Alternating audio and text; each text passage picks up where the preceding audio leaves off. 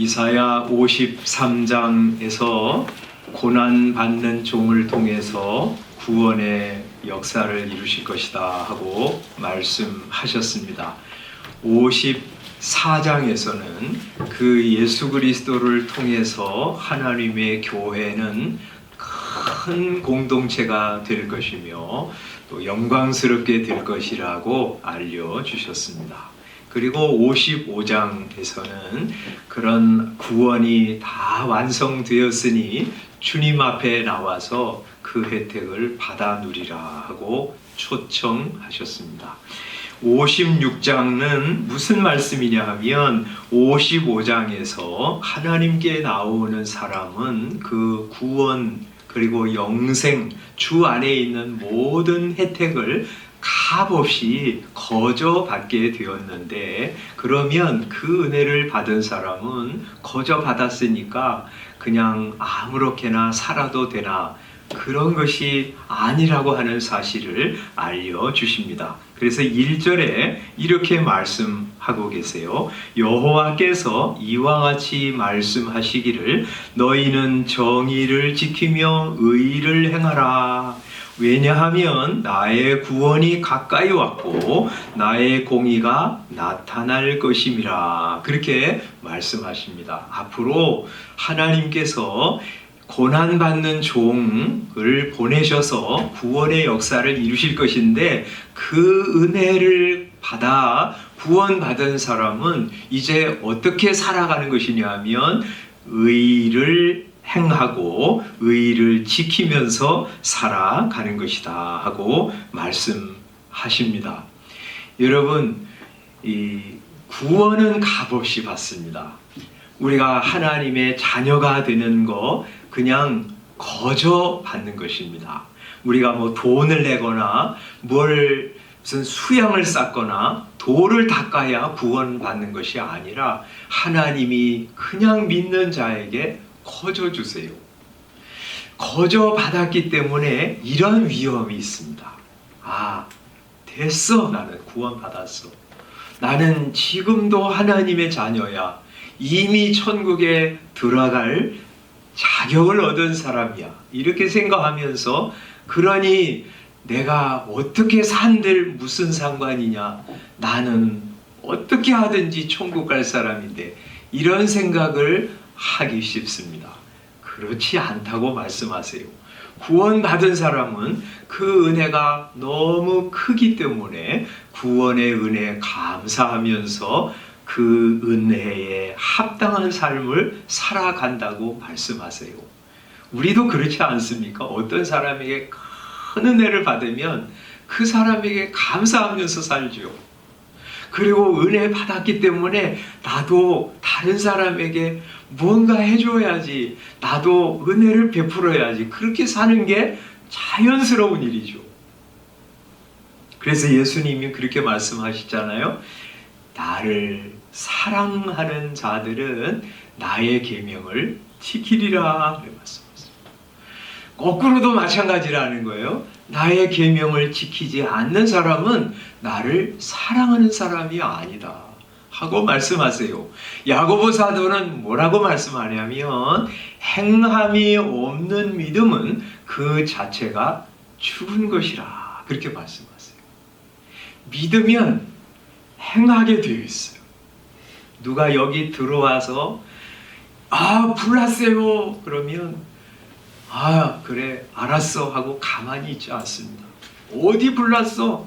이 건물에 불이 났나? 그러고 불을 피해가지고 얼른 예배당 밖으로 나갈 것입니다. 왜요? 그 사람의 말을 믿기 때문에. 괜찮아 그러면 안 믿은 것이죠.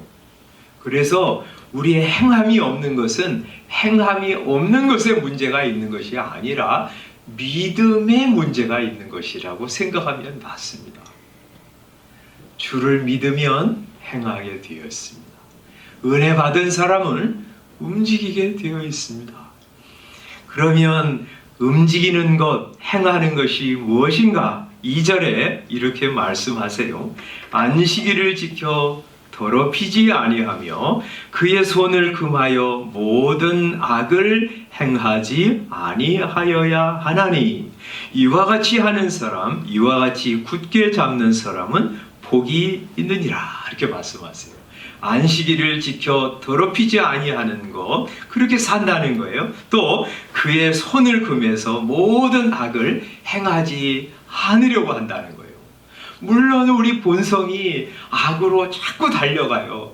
그래서 마음은 그렇지 않은데 악을 행할 때, 죄를 범할 때가 있지요. 그럼에도 불구하고 은혜 받은 사람은 악을 행하지 않으려고 합니다.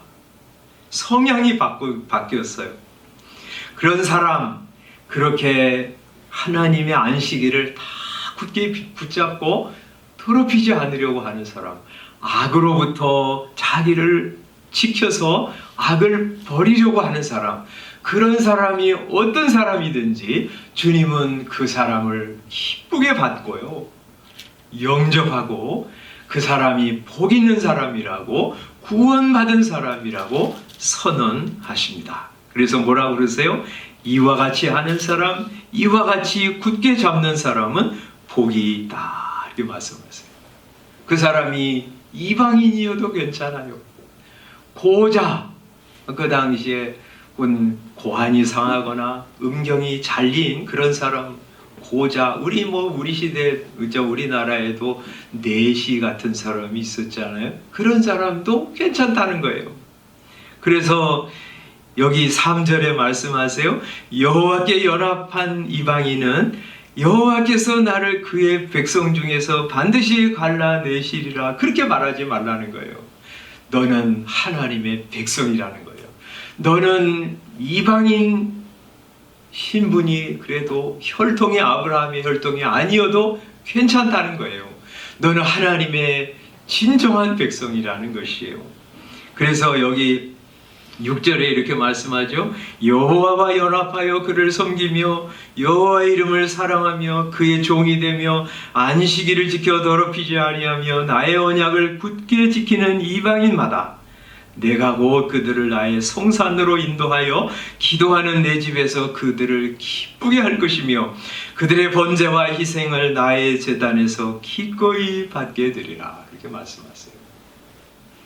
이방인들도 하나님이 그의 집으로 인도하셔서 그를 기쁘게 할 것이요 그에 드리는 모든 제사를 하나님이 흡족하게 여기면서 받으실 것이라고 그러세요. 고자도 이렇게 말하세요. 이 3절에 고자도 말하기를 나는 마른 나무라 하지 말아라. 생기도 없고 소망도 없는 삐삐 마른 나무.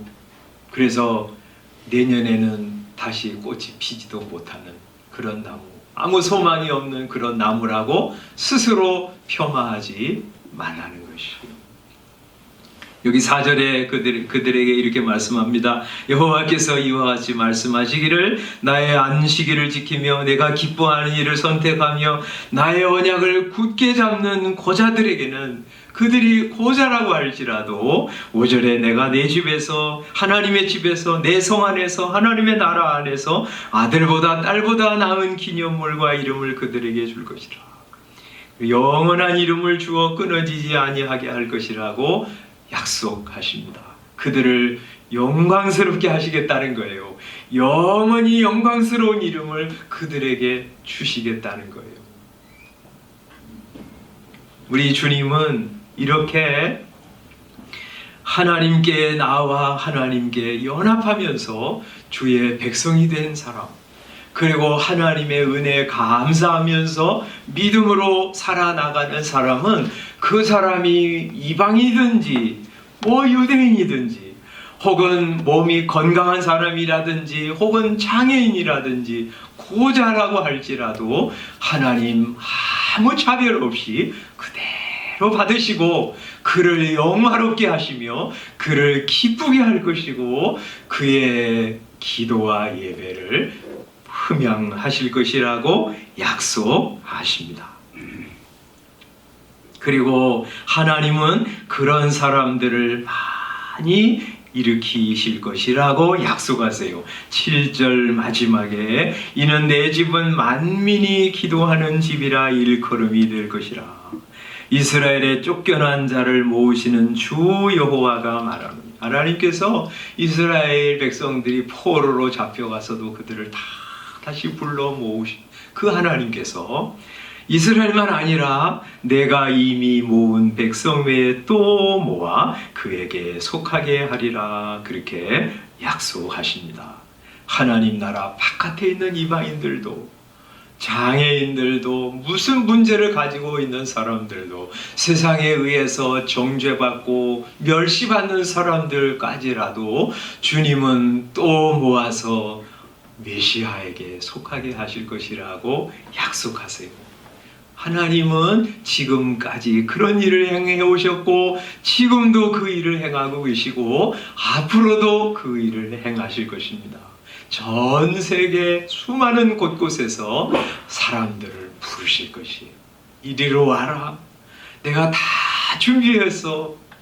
하나님 나라 잔치를 맛보며 살거라 하고 부르실 것이고 주 앞에 많은 사람들이 오게 될 거예요. 그리고 하나님은 그 모든 주 앞에 온 사람들이, 구원받은 사람들이 하나님의 은혜에 아름답게 반응하면서 움직이고 행하고 순종하는 참 믿음의 사람이 되기를 원하고 계십니다.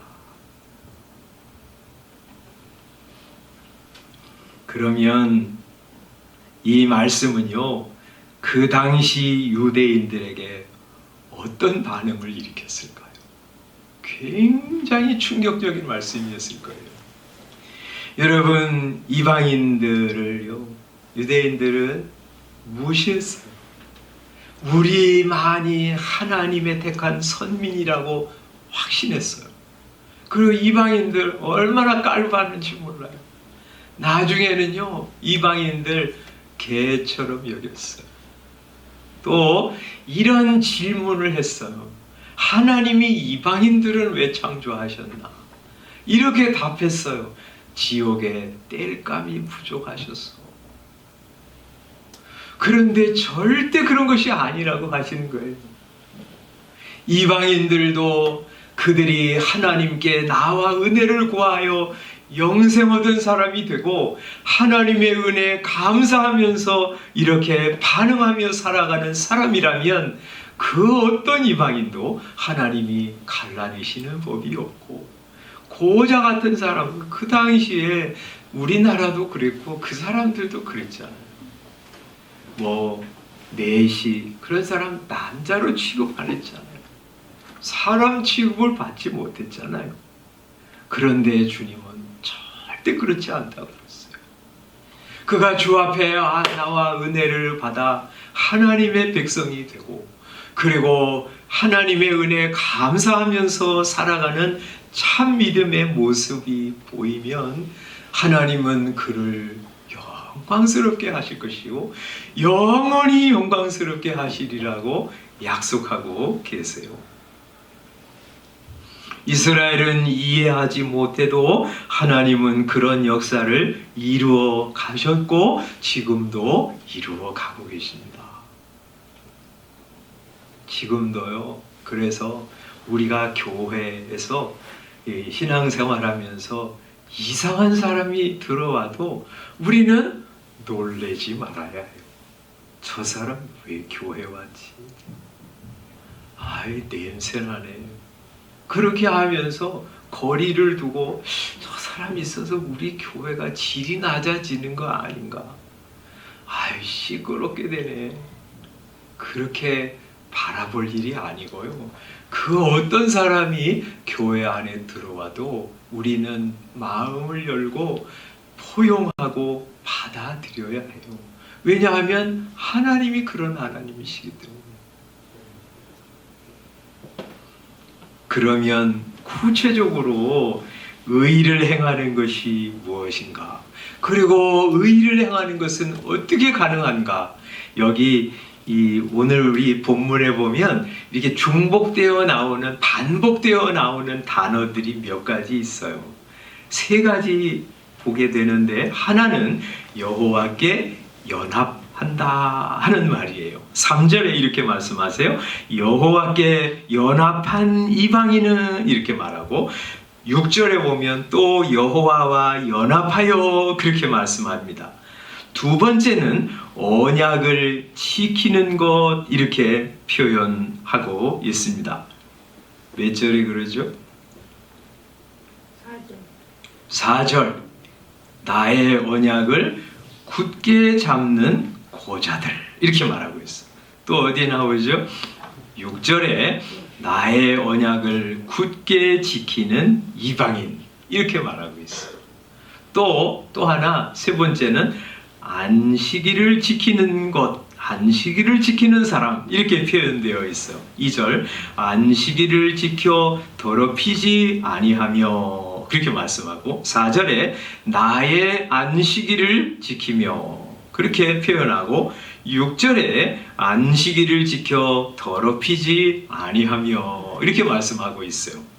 여러분 이 세 가지는 의를 행하는 것이 무엇인지 그리고 우리가 의를 어떻게 행할 수 있는지 하는 것들을 보여주는 중요한 단어라고 할 수 있어요.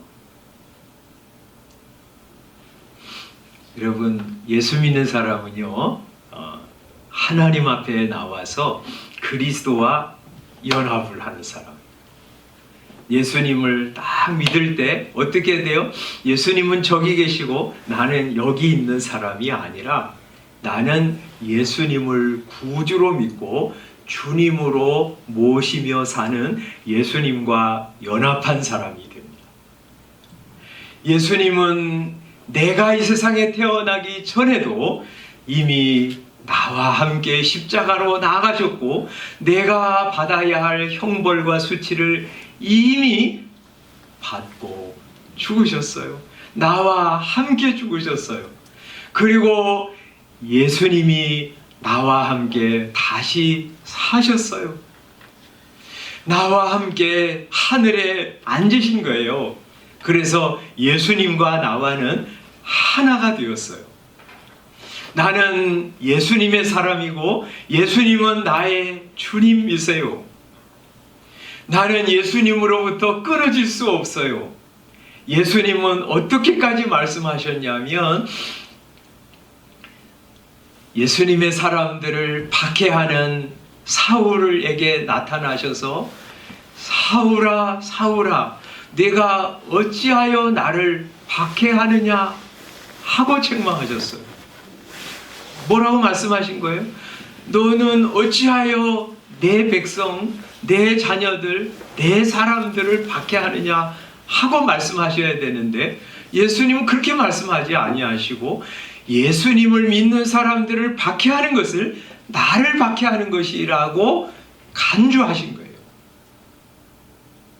여러분, 예수님 내 안에 들어오셔서 내 인생을 살아가세요. 나는 예수님으로 인하여 힘을 얻고 믿음을 가지고 주 안에서 예수님과 함께 걸어가는 거예요. 나와 예수님은 결코 끊을 수 없는 하나인 관계가 되었어요. 그것이 예수 믿는 사람입니다. 예수 믿는 성도 예수님과 하나가 되었습니까? 감사하십시오. 그리고 예수님과 하나 된 것을 끝까지 지키는 것입니다. 그리고 예수님과 하나인 것 확인하고 또 기뻐하고 감사하면서 예수님과 교제 나누고 기도하고 말씀 듣고 그렇게 살아가는 거예요. 두 사람이 사랑해서 한 부부가 되었습니다. 하나가 되었어요. 하나입니다.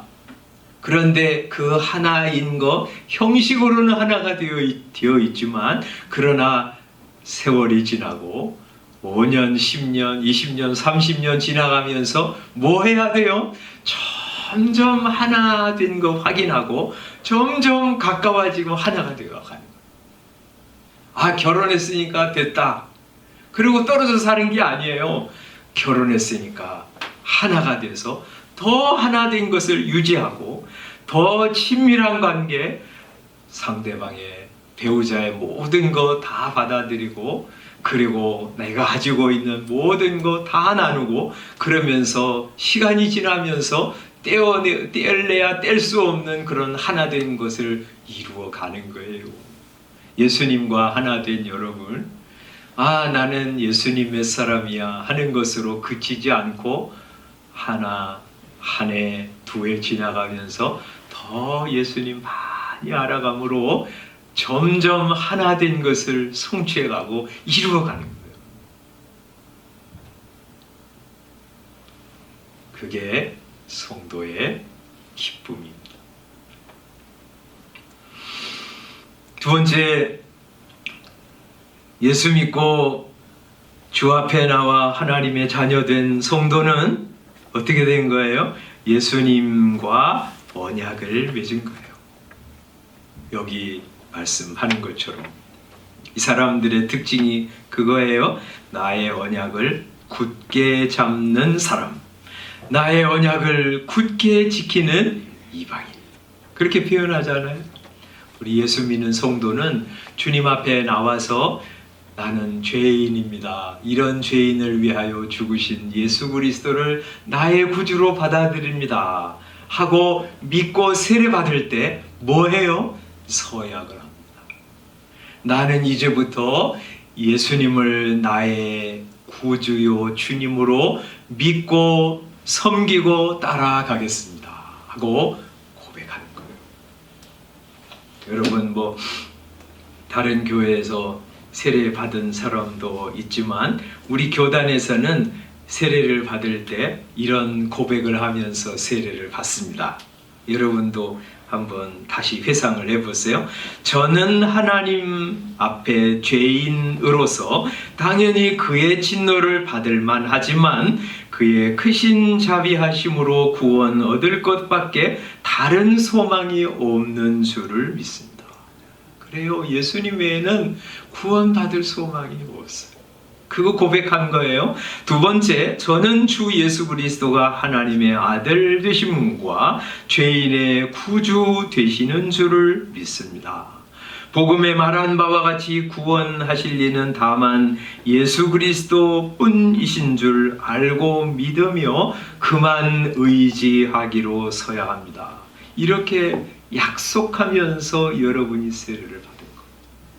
세 번째, 저는 지금 성령의 은혜만 의지하고 그리스도를 좇는 자가 따르는 자가 되어 그대로 힘써 행하며 모든 죄를 버리며 그의 가르침과 모범을 따라 살기로 서약합니다. 이렇게 예수님만 따라서 예수님의 말씀대로 살기로 서약하고 여러분이 세례를 받은 거예요. 네 번째, 저는 교회의 관할과 치리에 복종하고 그 청결과 화평함을 위하여 힘쓰기로 서약합니다 하고 약속하고 여러분이 세례를 받은 거예요. 이스라엘 백성들이 하나님과 언약을 맺었어요. 중요한 언약의 핵심 내용이 뭐라고 말씀드렸어요? 하나님은 우리의 하나님이시고 우리는 하나님의 백성입니다 하고 언약을 맺은 거예요. 예수 믿은 성도들이 그렇게 하나님과 약속하고 세례를 받은 거예요. 여러분, 선한 사람은 약속을 잘 지킵니다. 사기꾼들은 약속 같은 거 안 지키지만 건전한 사람들은 약속을 지키려고 합니다. 여러분, 우리가 하나님과 모든 성도들이 보는 앞에서 우리가 믿음으로 고백하면서 이런 약속을 한 거예요. 그 약속을 지키면서 가는 거예요. 그래서요, 세상에서는 그리스도가 유일한 구주가 아니라고 말해도 나는 그렇지 않아. 나는 예수 그리스도가 오직 나의 유일한 구주야 하고 믿고 고백하면서 가는 거예요. 예수님 사랑하고 예수님 말씀대로 살겠다고 고백하고 서약한 그대로 살아가는 거예요. 실패할 때도 있지만 또 다시 일어나서 그 서약대로 살아가는 거예요. 그런 사람 주님이 보시고요. 그래, 너는 진짜 내 백성이야 하고 인정해 주시는 거예요. 세 번째요, 안식일을 지키는 사람이에요. 그죠? 여기 2절에 안식일을 지켜 더럽히지 아니하며, 4절에 나의 안식일을 지키며, 6절에 안식일을 지켜 더럽히지 아니하며, 그렇게 말씀하세요. 여러분, 안식일을 지키는 것은 유대인들의 아주 두드러진 특징입니다. 그들은 생명을 걸고 안식일을 지켜요. 이슬람 나라에서 금요일을 안식일을 지켜도 그들은 철저히 그들의 안식일인 토요일을 지킵니다. 그 전날 밤부터 딱 준비합니다. 우리 건국대에 계신 이스라엘에서 유학하신 교수 얘기를 들어보면 금요일 날 밤에요, 유대인들이 어떨 때는 쭈루루 자기 집을 방문한다고 그래요. 왜 그러냐 그러면, 내가 금요일 날 저녁 되기 전에 불을 켜는 것을 잊어버려서 와서 좀 불을 켜주십시오. 그 사람들은 안식일 날 불 켜지 말라고 하는 구약 성경의 말씀을 문자 그대로 받습니다. 자기가 불 켜면 안 돼요. 그러니까 이방 사람들은 그냥 괜찮으니까, 너희는 기왕 하나님 말씀 모르는 사람들이니까 와서 불 켜달라 그래요. 그 정도로요, 안식일을 철저히 지킵니다. 예수 믿는 성도들은요, 이 그리스도인의 안식일인 주일을 그대로 우리도 지키는 거예요. 문자적으로 그렇게 기계적으로 지키는 것은 아니지만 주님 사랑하는 마음으로 주일을 준수하는 거예요. 여러분, 그렇게 하는 것이 뭐냐면 하나님과 사람들 앞에서 우리의 신앙을 공적으로 고백하는 거예요. 그렇게 우리가 주일을 지킬 때 너 그리스도인이구나 하고 주님이 받으시는 거예요. 그리고 사람들도 마찬가지예요. 그죠? 우리가 나 예수 믿어. 그런데 주일날 그냥 집에 있어요. 교회도 안 가요. 그럼 사람들이 물을 거예요. 너 예수 믿는 거 아니었나? 나 예수 믿어. 근데 주일날 교회 안 가냐? 나는 예수 믿지만 교회는 안 가. 너 그 이상한데? 이렇게 이제 반응하는 거예요. 그죠? 너무 자연스러워요. 예수 믿는 것은 밖으로 표현되어야 하는데 어떤 식으로 표현되냐면 주일을 지키는 것으로 표현되는 거예요. 그날 거룩하게 하나님 앞에 나와서 성도들과 함께 예배드리고 기뻐하고 은혜 받고 힘을 얻어서 또 나머지의 6일의 삶을 살아가는 것으로 우리가 표현하는 거예요. 그런데 그렇게 이 신앙의 외적인 고백뿐만 아니라 주일을 지키는 것은요, 하나님의 말씀대로 살아갈 수 있는 힘과 은혜를 공급받는 원동력이 돼요. 그래서 여기 2절에 말씀하시는 것은 이런 의미도 포함되어 있다고 생각이 들어요. 안식일을 지켜 더럽히지 아니하며 그의 손을 금하여 모든 악을 행하지 아니하여야 하나니, 이렇게 말씀하시는데, 그런 사람은 복이 있다고 주님이 선언하시는데, 여러분, 안식일을 지켜 더럽히지 아니하는 것, 그것도 의로운 거예요. 의로운 공의예요. 그리고 그의 손을 금해서 악을 행하지 않는 것도 공의예요. 의로운 행동이에요. 그러나 이걸 이렇게도 생각할 수 있어요. 여러분, 그의 손을 금하여 모든 악을 행하지 않는 것, 그게 이제 의를 행하고 의를 지키는 거하고 굉장히 직접적으로 연관이 되어 있는 말씀이잖아요. 그런데 그것을 가능하게 하는 것이 뭐냐? 안식일을 지켜 더럽히지 아니하는 할 때 그런 일이 가능하다고 말씀하시는 것 같아요. 여러분, 그렇잖아요. 안식일 날 성도들과 함께 하나님 앞에 예배하러 나옵니다. 하나님의 말씀을 듣습니다. 그리고 예배를 통하여 하나님의 영광을 경험합니다. 하나님은 이런 것을 싫어하시는구나 하는 것을 너무나 자연스럽게 알게 됩니다. 그죠? 죄를 싫어하는 거, 살인, 간음, 도둑질, 거짓 증거, 하나님이 싫어하시는 거 알게 돼요. 그것뿐만입니까? 하나님이 죄에 대해서 진노하시는 하나님의 진노가 얼마나 강한지 알게 돼요. 그러면서 이성이 깨어나는 거예요.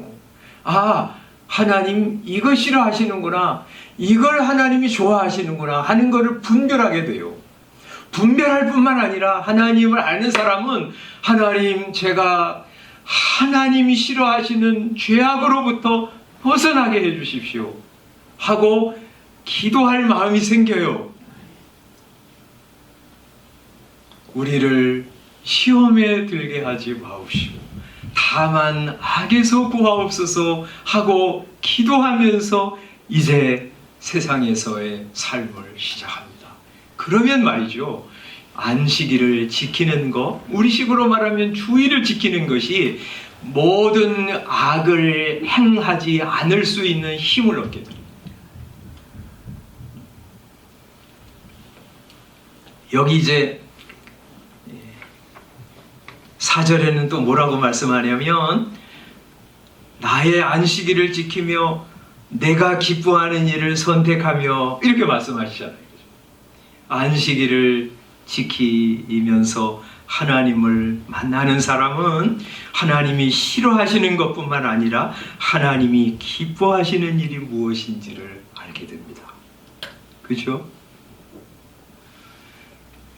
하나님 앞에 나오는 것, 하나님의 이름을 부르는 것, 그리고 가정을 잘 세워나가는 것, 내가 있는 자리에서 하나님 경외하면서 살아가는 것, 내가 맡은 일 최선을 다해서 살아가는 것, 세상에 나가서 부패한 세상의 소금의 역할을 감당하는 것, 어두운 세상을 빛을 비추는 빛의 사명을 감당하면서 살아가는 것, 복음을 위해서 함께 협력하는 것, 하나님이 기뻐하시는 일이 무엇인지를 알게 돼요.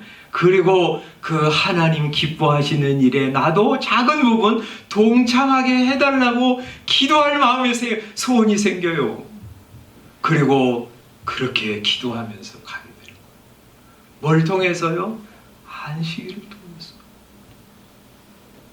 그리고 안식일날 하나님 앞에 나오는 사람은 하나님과 맺은 언약, 하나님 앞에 서약한 거 다시 상기합니다. 오늘 제가 상기시켜 드린 것처럼 말이죠. 아, 나는 죄인이구나. 예수님 밖에는 구주가 없으시구나. 나는 예수님 사랑하고 그만 의지하기로 서야 합니다 하는 서약을 다시 한번 상기합니다. 그리고 그 언약을 굳게 붙들고 나아갑니다. 그래서 뭐라고 말씀하시는 거예요? 4절에 나의 안식일을 지키며 내가 기뻐하는 일을 선택하며 나의 언약을 굳게 잡는 고자들이라고 말씀하세요. 또 6절에 안식일을 지켜 더럽히지 아니하며 나의 안식을 굳게 지키는 이방인마다, 이렇게 말씀하세요. 그러니까 우리 주일날 하나님 앞에 와서 하나님과 맺은 언약을 확인하는 거예요. 그리고 나는 하나님의 자녀이니 하나님의 뜻대로 살아가야지 하고 기도하면서 가게 되는 거예요. 그래서 우리 주일은 말이죠, 우리 신앙생활에 지대한 힘과 영향력을 미친 것 분명한 사실입니다. 여러분, 우리 본성은 세상적이에요. 하나님을 향하는 것은 은혜로만 가능한 일이고요, 우리 본성은 끊임없이 세상을 향합니다. 세상은 우리의 시선을 빼앗아가는 화려하고 자극적인 것들로 가득합니다. 가만 내버려 두면 우리의 마음은 어느새 세상 속에 들어가 있습니다. 그래서 우리는 7일마다 한 번씩 하나님 앞에 모여서 우리의 인생의 방향을 재설정하는 겁니다. 자꾸 세상을 향하는 우리의 관심, 우리의 시선을 다시금 하나님을 향해서 재조정하는 거예요. 물론 개인적으로도 매일 그렇게 해야지만 우리 성도들과 함께 공적으로 모여서 그렇게 말씀을 들음으로 재조정하는 거예요. 그래요, 주님. 저 가만 내버려 두면 얼마나 세상 좋아해서 세상으로 향하는지 모릅니다. 주님, 저의 시선을 다시 조정하게 해주세요. 하나님 주목하게 해주세요.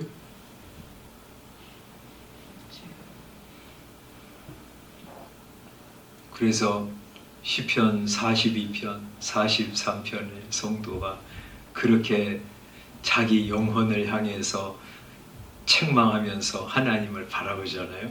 내 영혼아, 내가 어찌하여 낭망하며 어찌하여 내 속에서 불안하여 하는고. 너는 하나님을 바라라. 우리 세상 바라보면 인생 재미없어요. 소망 없습니다.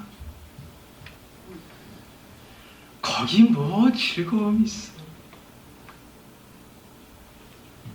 세상은 우리에게 실망만 안겨줄 뿐이에요. 세상만 바라보면 힘나지 않아요. 세상에 있는 내 앞에 닥친 문제만 바라보면 인생은 너무 막연하고 불안합니다. 그래서 이 성도가 자기 영혼을 향해서 그렇게 꾸짖는 거예요. 내 영혼아, 너는 어찌하여 세상만 바라보고 너에게 닥친 문제만 바라보고 있냐? 왜 낙심하고 왜 불안해하니? 너는 하나님을 바라. 나는 하나님을 바라볼 거야. 나는 내 얼굴을 도우시는 내 하나님을 오히려 찬송하면서 나아갈 거야. 하고 자기 스스로 하나님을 바라보고 주목하고 있는 거야. 그리고 너도 따라와. 그래서 내 온 영혼이 하나님을 주목하며 살면 좋겠어. 하고 나가.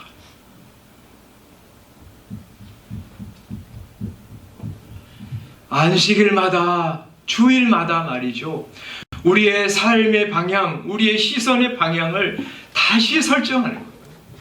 흐트러졌던 우리의 시선의 방향을 다시 조정하는 거예요. 0점 조준 다시 하는 거예요.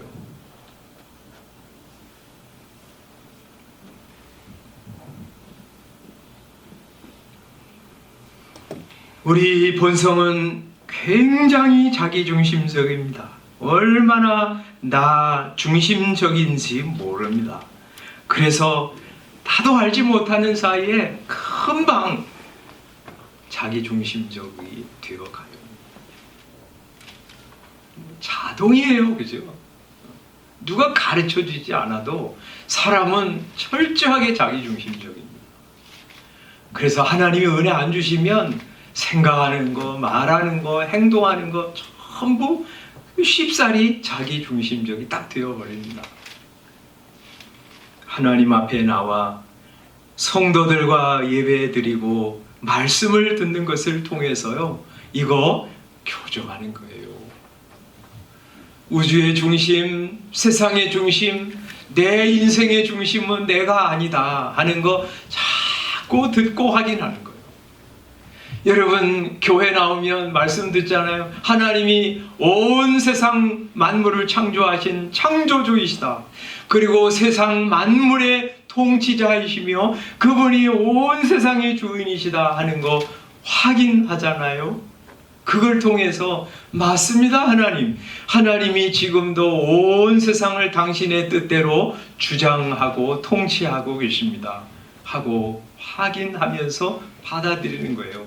그래서 이상하게 보이는 일들, 막 전쟁, 이런 참혹한 일들을 통해서도요, 우리는 하나님께 그렇게 바라면서 기도할 수 있어요. 하나님, 이상한 일들, 참혹한 일들, 저 푸틴 같이 막 진짜 그냥 저런 사람을 통해서도 이 괴이한 일을 행하는데 하나님께서 당신의 뜻을 이루어 주십시오. 하나님이 공의를 세워 주십시오. 악한 자들을 하나님이 심판하시고 하나님께서 그 가운데서 구원할 자들을 구원하시고 하나님의 나라를 세워가 주십시오 하고 하나님께 맡기십니다. 그러지 않으면 이 세상에 일어나는 일들을 바라보면서 속 터지는 거 얼마나 많아요.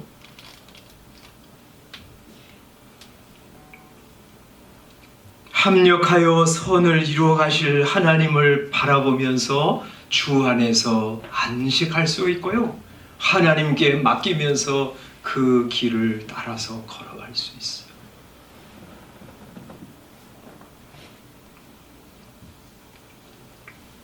오늘 이사야 56장 말씀을 통해서 우리 주님은 은혜 받은 성도들이 그 은혜에 감사해서 의를 행하면서 살아가기를 원하신다 말씀드렸습니다.